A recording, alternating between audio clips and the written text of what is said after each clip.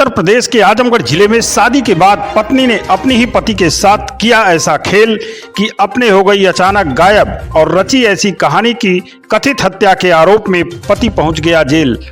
मामले का जब हुआ खुलासा तो पति निकला निर्दोष और हैरान रह गई मुकदमा दर्ज करने वाली उत्तर प्रदेश पुलिस।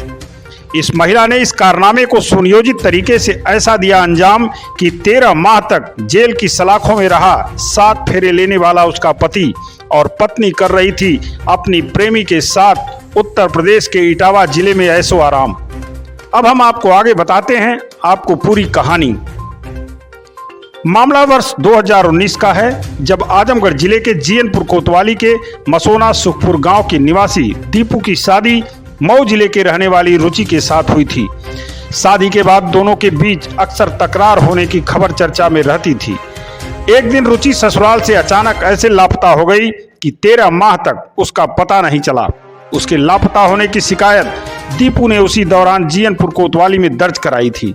दूसरी तरफ रुचि की मां माया देवी ने उसी जीएनपुर कोतवाली में पुख्ता शिकायत दर्ज कराई कि उसकी पुत्री को उसके पति दीपू, ससुर राजेंद्र, जेठानी विनीता ने दहेज के लिए प्रताड़ित करने के साथ अपहरण कर हत्या के बाद लाश को गायब कर दिया है। मुकदमा दर्ज हो गया और पुलिस ने दीपू को गिरफ्तार कर जेल भेज दिया। किसी तरह दीपू की 13 महीने बाद जमानत हुई और पत्नी की तलाश शुरू की, क्योंकि दीपू को पक्का विश्वास था कि उसने अपनी पत्नी की हत्या नहीं की है। उसको साबित करने के लिए उसको समय भी नहीं मिला और पुलिस ने गिरफ्तार कर उसे जेल भेज दिया।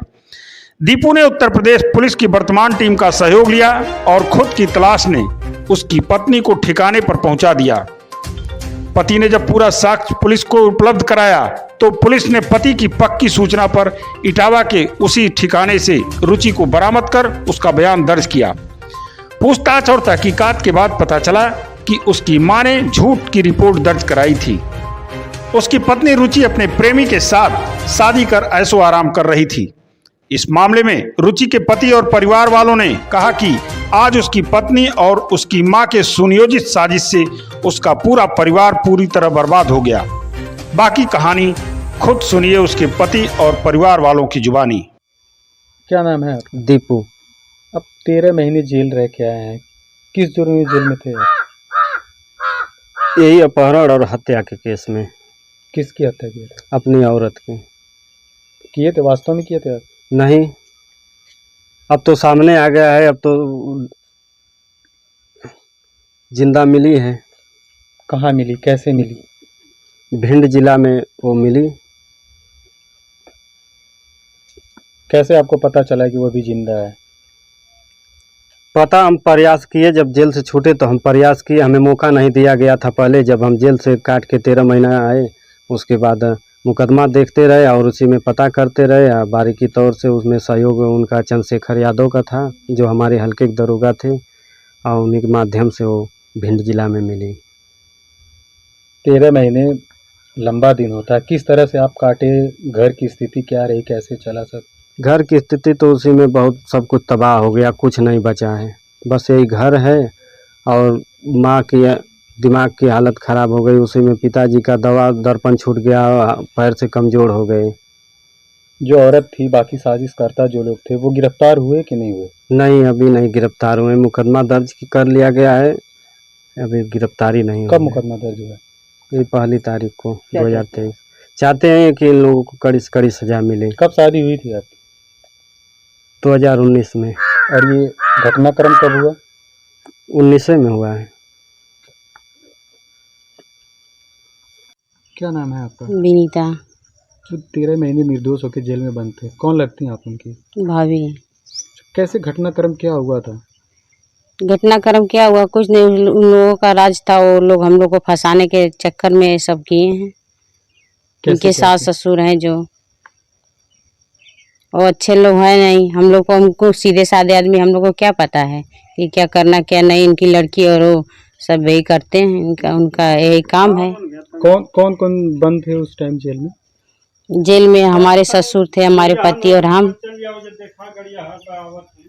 हमारे ससुर को बंद किया गया, हमको 3 दिन बंद किया गया, हमारे पति को 1 दिन बंद किया गया। थाने बंद किया गया था या जेल में? थाने पे बैठाया गया था। रात में बोले कि चलिए हमारे साथ लेडीज पुलिस है। जब हम गए थे लेडीज पुलिस ही नहीं थी, हमको इसी तरह बैठा कर ले जाया गया। कब लेके गए थे? रात में 8 बजे रात को आए थे, लेकर चले गए। किस तरह से जेल में बंद थे तो घर का सिस्टम कैसे चलता रहा? घर का सिस्टम जैसे तैसे चला रहे थे, क्या करें, इसी तरह जो नमक रोटी वो खाकर बिता रहे थे हम लोग। क्या करें, 2 बच्चे थे, पढ़ाई लिखाई सब बंद कर दिया गया। दिन तो वापस नहीं आएगा। दिन वापस नहीं, अब क्या वापस आएगा, वापस कहाँ से आएगा। उतना समय जैसे जैसे हम लोग काटे हैं वैसे तो कोई नहीं काटा होगा अभी। क्या चाहते हैं आप लोग? हम लोग क्या चाहते हैं, हम जैसे हम लोगों को सजा मिली उन लोगों को भी ऐसे सजा दी जाएगी। रुचि की बरामदगी के बाद पुलिस ने पति के खिलाफ दर्ज मुकदमे से पति को निर्दोष बताया और दीपू की तहरीर पर रुचि और उसके मायके वालों के खिलाफ विभिन्न धाराओं में मुकदमा दर्ज किया। आजमगढ़ के एसपी अनुराग आर्य ने इस मामले में क्या कहा, आइए हम आपको सुनाते हैं। तो वर्ष 2019 में एक मुकदमा पंजीकृत हुआ था थाना जीयनपुर में, जिसमें धारा 498A, 364 IPC और 3/4 DP एक्ट एक महिला के पति के विरुद्ध लिखवाया गया था, जिसमें इस व्यक्ति को जेल भेजा गया 18/1/2020 को। ये व्यक्ति 9/11/2021 को इसकी पत्नी रुचि गौड़, जिसके गायब होने की बात कही गई थी, ये बरामद हुई। इनका बयान कराया गया और उसके बाद कोर्ट के द्वारा इस व्यक्ति को दोषमुक्त किया गया। इसी व्यक्ति की तरफ से अपने ससुराल के लोगों के विरुद्ध एक एप्लीकेशन थाना जीयनपुर पे दी गई, जिसमें लिखा गया कि इनको जानकारी होते हुए भी कि इनकी जो बेटी है वो जीवित है, इसके बावजूद इनके द्वारा जानबूझ के फंसाने के लिए मुकदमा पंजीकृत कराया गया।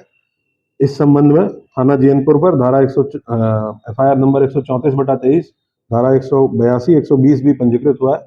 इसमें धारा 420 की बढ़ोतरी की गई है। विवेचनात्मक कार्रवाई थाना जीयनपुर से की जा रही है। जो भी लोग इसमें शामिल रहे, उनकी जो जो भूमिका थी, उसके संबंध में विस्तृत विवेचना की जा रही है। आगे की कार्रवाई थाना जीयनपुर के द्वारा की है। ये तो जो भी तहरीर दी गई है पति के द्वारा, जो जेल गए थे और उसके बाद दोषमुक्त हुआ कोर्ट से, उसके द्वारा जो तहरीर दी गई है उसी के आधार पर FIR पंजीकृत की गई है। और जब ये बरामद हुई, इनसे बयान लिया गया तो इन्होंने बताया कि इन्होंने दूसरी शादी किसी और अन्य व्यक्ति से कर ली थी और उसी दौरान इनके परिवारजनों के द्वारा पति के विरुद्ध ये मुकदमा पंजीकृत कराया गया था, जो बाद में जानकारी हुई कि ये मुकदमा फर्जी निकला। इसी आधार पर यह अगला मुकदमा पंजीकृत किया गया है उस मुकदमे के वादी और अन्य परिवारजनों के खिलाफ।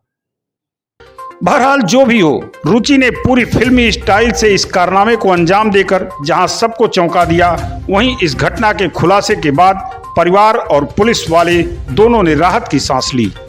आजमगढ़ जिले के शहर बाईपास स्थित त्रिमूर्ति ट्रेडर्स का आज शुभारंभ हुआ, जिसका उद्घाटन होटल त्रिमूर्ति के प्रोपराइटर मंतलाल गुप्ता की पत्नी किस्मत गुप्ता ने किया।